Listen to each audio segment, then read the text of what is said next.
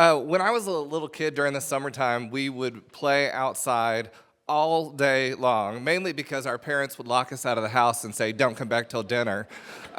We would play kick the can, and we'd go swimming, and we'd do all sorts of stuff. But my favorite time of day was dusk, because at dusk, that's when you could hear in the distance a sound, a song. It's the same song that you hear like if you twist the crank of a Jack-in-the-Box, except it's not a Jack-in-the-Box, it's the ice cream truck.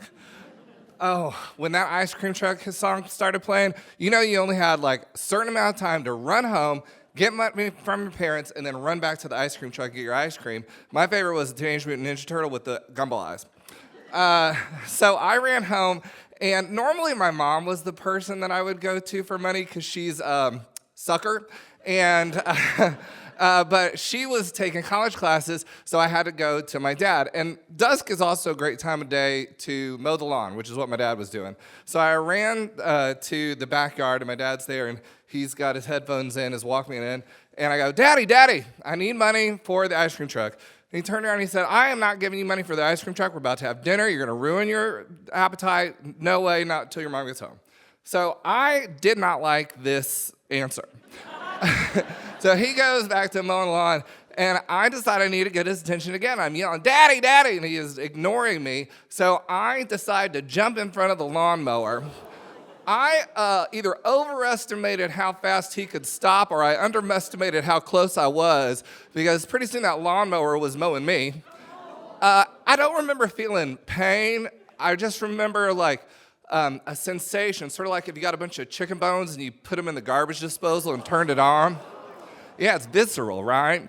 So I fell back, and my dad like scooped me up, and he ran me into the back door. Now, my sister, who was 14, was coming home, through the front door from whatever crap she was doing.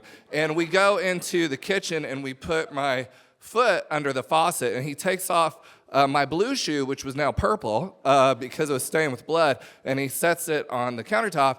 And if 3 people could have fainted at the sight of something, we would have done. I mean, it looked like dog meat. So anyway, he's like, we got to go to the hospital. So we get in his like 1983 Mustang. My sister gets in the passenger side, and my dad puts me in it, and then my feet are in his lap. And he must have gone 400 miles per hour through Covington Woods neighborhood, and he like Tokyo drifted into the like emergency room ambulance spot, and like scoots me up, and he takes me in like he's doing his best Shirley MacLaine from Terms of Endearment. He's like screaming. Meanwhile, my sister, who's like 14 years old, they're telling, you've got to move this car because this is where the ambulance is coming. She goes, I don't know how to drive. I'm 14. So she's losing her mind. And meanwhile, this whole time, my mom gets home and finds her child's mangled, bloody shoe on the countertop with no context. We were a family in crisis. So they take me into the operating room, and I couldn't like see what they were doing because they put like sheet up. But my dad was sitting there holding me, and he smelled like fresh cut grass and sweat. And I remember the only pain I felt was when they like injected the lidocaine into my foot. Man, I screamed so loud the window shook. And they like sewed it up, and I was able to keep my toenails. And it was traumatic, right? So we end up going home, and we're exhausted because this has been a very exhausting sort of day. And my mom and my sister kind of go to bed, and my dad takes me to my room. Now, my mom used to be the person that would put me to bed, and she would like rub my back and stuff like that. But tonight it was my dad.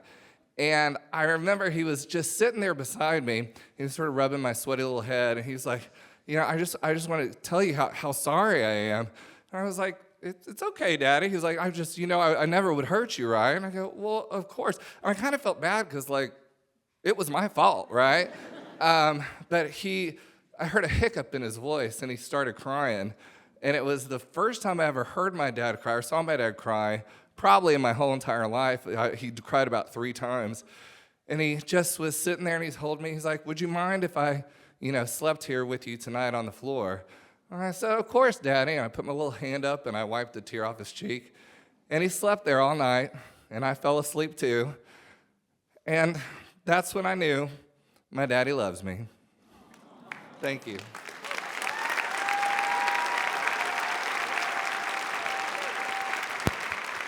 Brian Leach.